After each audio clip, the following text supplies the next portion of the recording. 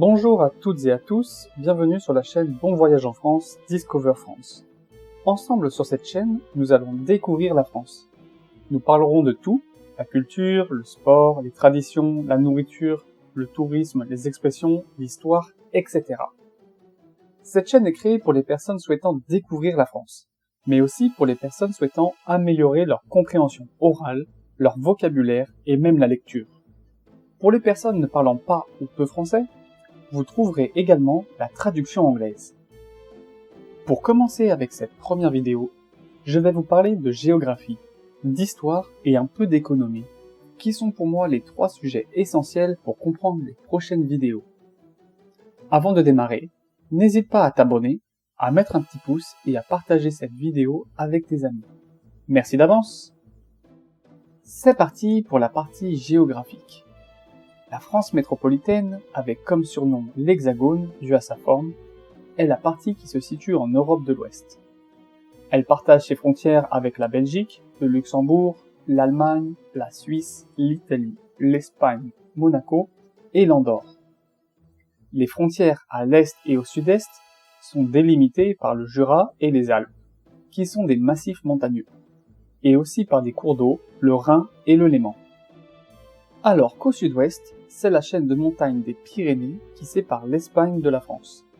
Alors qu'au nord, aucune frontière ne se base sur des éléments naturels. La France métropolitaine est bordée par l'océan Atlantique, la mer Méditerranée, la Manche et la mer du Nord. La République française est un État souverain transcontinental dont le territoire s'étend en outre-mer, ce qui signifie qu'elle possède des territoires situés en dehors du continent européen, notamment dans les océans Indien, Atlantique, Pacifique et Austral, ainsi qu'en Amérique du Sud. Grâce à cela, elle dispose de la 2e plus vaste zone économique exclusive du monde. Mais la France, ce n'est pas seulement Paris, capitale de la France, mais un territoire riche et varié avec ses chaînes de montagnes, des littoraux avec de multiples visages, des plaines agricoles, des vallées, des plaines boisées et bien sûr des communes et des villes avec une histoire et une culture qui leur est propre. D'après l'Institut national de la statistique et des études économiques, 67 064 000 personnes vivent en France au 1er janvier 2020, avec un peu plus de 64 millions en métropole et un peu plus de 2 millions en outre-mer. Dans tout le territoire de la République française, le français est la langue majoritairement parlée. Mais saviez-vous qu'elle est seulement le 2e pays francophone le plus peuplé du monde, après la République démocratique du Congo, mais le premier pour ce qui est du nombre de locuteurs.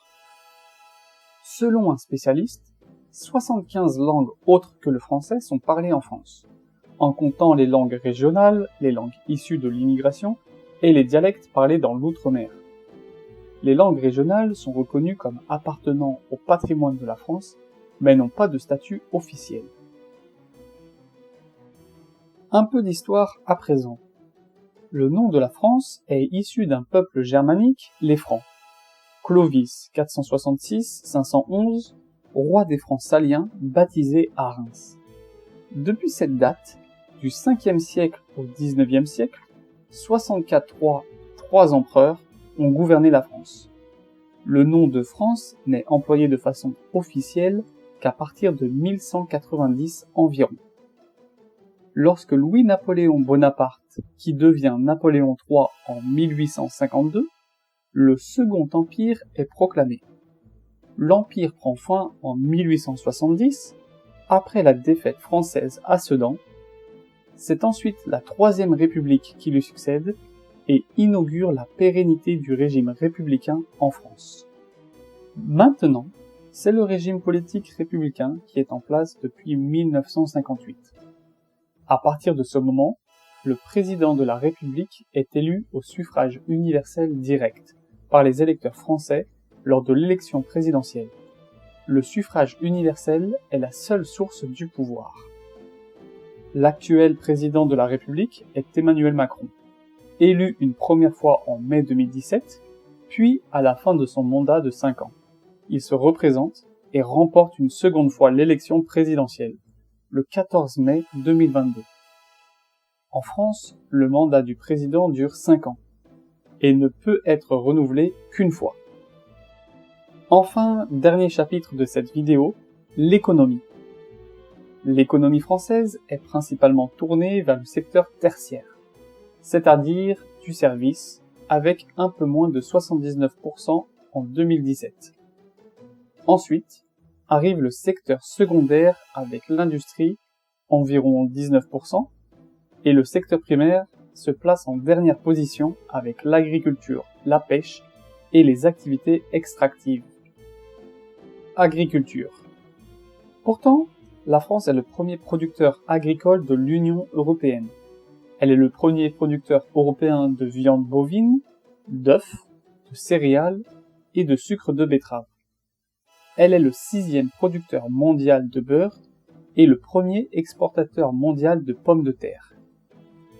Elle est également le 2e producteur mondial de vin, le 2e producteur européen de lait et le 3e producteur européen de fruits et de légumes. Tourisme. Grâce à la richesse de ses paysages naturels, de son patrimoine culturel et des grandes œuvres artistiques, la France est le pays le plus visité au monde par les touristes étrangers, avec près de 90 millions de visites en 2018. En 2017, Paris est la 3e ville la plus visitée au monde avec les touristes internationaux. Les raisons de ce tourisme sont variées. Il s'agit tout à la fois d'un tourisme culturel, balnéaire, principalement sur la Côte d'Azur, de loisirs, Disneyland Paris est le parc d'attractions le plus fréquenté d'Europe, et de sports d'hiver grâce aux stations de ski. Industrie. La France est la 4e puissance industrielle mondiale. Son industrie évolue à 2 vitesses. Elle a comme domaine de prédilection le luxe, l'aérospatial, l'aéronautique, la pharmacie, l'automobile, le cosmétique et l'agroalimentaire. Ce qui fait d'elle un pilier international dans ces domaines. Et puis, d'un autre côté, d'autres domaines industriels tels que la construction navale, la sidérurgie, le bois, le textile, perdent en dynamisme et chutent dans les classements mondiaux. De plus en plus de production se passe à l'étranger, comme en Asie ou en Europe de l'Est. Voilà pour aujourd'hui, j'espère que cela vous a plu.